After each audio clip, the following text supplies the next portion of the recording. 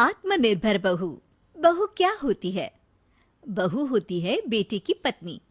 लेकिन आत्मनिर्भर बहू होती है घर की मुनीम, क्योंकि वो पैसे का हिसाब रखती है। वो होती है घर की सेवक, क्योंकि वो घर की हर जिम्मेदारी निभाती है। वो होती है रसोइया भी, क्योंकि रसोई में उसके जाए बिना काम नहीं चलता। सुबह के 9 बजे थे और मेहता परिवार में रोज की तरह हंगामा शुरू हो गया था। सिर्फ 5 लोग रहते थे इस घर में, लेकिन हंगामा ऐसा होता जैसे कोई धर्मशाला हो।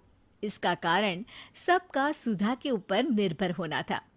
सुधा घर की बहू थी और उसके अलावा उसका पति, जिसके पास कोई नौकरी नहीं थी, एक 12 साल का बच्चा और सास ससुर इस घर में रहते थे। सुधा, ये आज अखबार वाले ने अखबार नहीं डाला क्या हमारे यहाँ? मम्मी, ये क्या बना दिया नाश्ते में आपने? मैं नहीं खाऊंगा।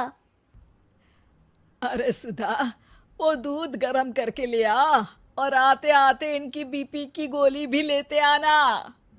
सुधा किचन में काम करते करते सबकी बातें सुन रही थी और वहां से ही चिल्लाते हुए जवाब दिया।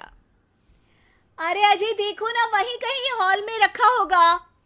राहुल बेटा, जल्दी से नाश्ता खत्म करो, स्कूल बस आती ही होगी। मम्मी जी, आप वहीं से अच्छे से देखिए ना, मैंने बीपी की गोली टेबल पर ही निकाल कर रखी है। सुधा दूध सास के कमरे में देकर आती है और अजय से कहती है, अजय जाओ ना, आज राहुल को बस स्टॉप तक छोड़कर आओ ना, उसकी बस आती ही होगी। अरे नहीं नहीं, मैं नहीं जा सकता, अभी मॉर्निंग न्यूज शो आने वाला है। और हाँ, ऑफिस जाने से पहले 200 रुपया देकर जाना, मुझे बाइक में पेट्रोल भी डलवाना है।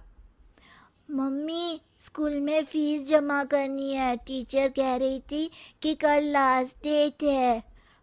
हाँ राहुल बेटा, आज मेरी सैलरी आने वाली है, तो मैं बैंक से आते आते तुम्हारी फीस भी भर दूंगी। अब चलो जल्दी, तुम्हें बस स्टॉप तक छोड़ कर आती हूँ, फिर मुझे भी निकलना है।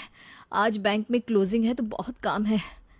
बहू, शाम को आते आते मेरा मालिश का तेल लेकर आना, खत्म हो गया है।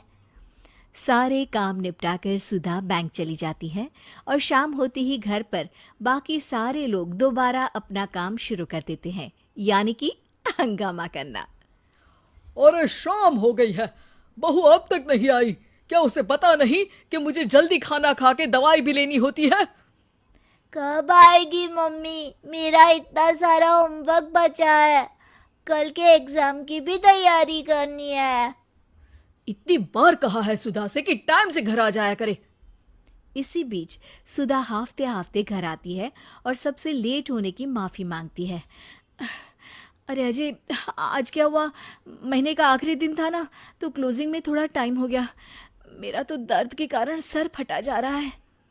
अरे तुम्हें समझना चाहिए कि घर में इतने सारे काम होते हैं, तो समय से घर आ जाया करो।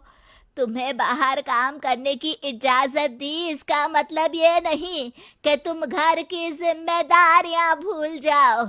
यहाँ राहुल की पढ़ाई बची है, मेरी मालिश नहीं हुई, इनको भी दवाई लेनी है। अब जाओ, जल्दी खाने की तैयारी करो।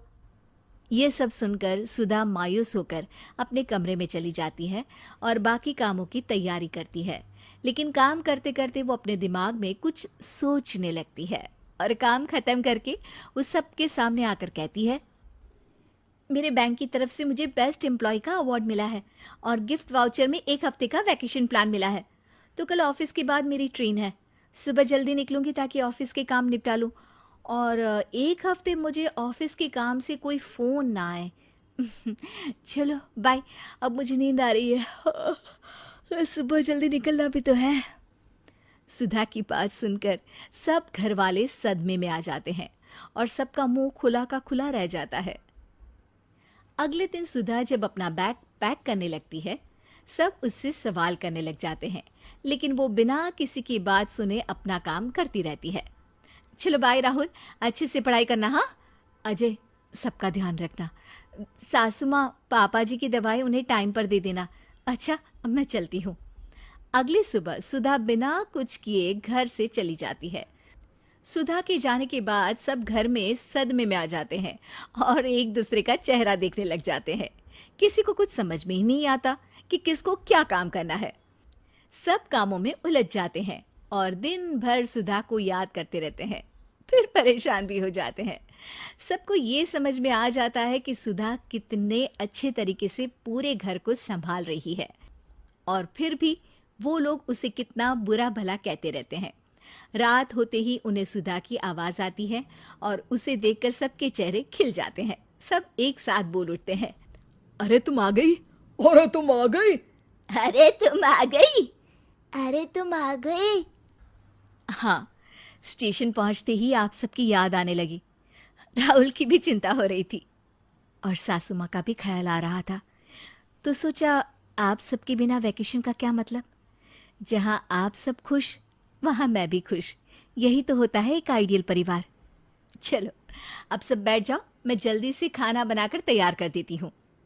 नहीं सुधा, आज खाना मैं बनाऊंगा और तुम आराम करोगी। मुझे माफ कर दो, तुम बाहर नौकरी करती हो और घर का सारा काम भी संभालती हो, फिर भी हम तुम्हें क्या कुछ नहीं कहते। आज से सारे घर के कामों में मैं तुम्हारी पूरी मदद करूंगा। हाँ मम्मी, मैं भी हेल्प करूँगा। बहू, हमें माफ कर दो, मैं तुम्हारी तकलीफ कभी नहीं समझ पाई, लेकिन आज से मैं छोटे मोटे काम खुद ही कर लूंगी और अजय भी तुम्हारी पूरी मदद करेगा। ये सब बातें सुनकर सुधा खुश हो जाती है, क्योंकि उसका प्लान काम कर जाता है और फिर सब मिलकर खुशी खुशी रोज उसके घर के कामों में मदद करने लगते हैं। उस दिन घर वाले समझ जाते हैं कि आत्मनिर्भर बहू पर सब निर्भर हो जाते हैं, लेकिन आत्मनिर्भर बहू किसी पर निर्भर नहीं होती।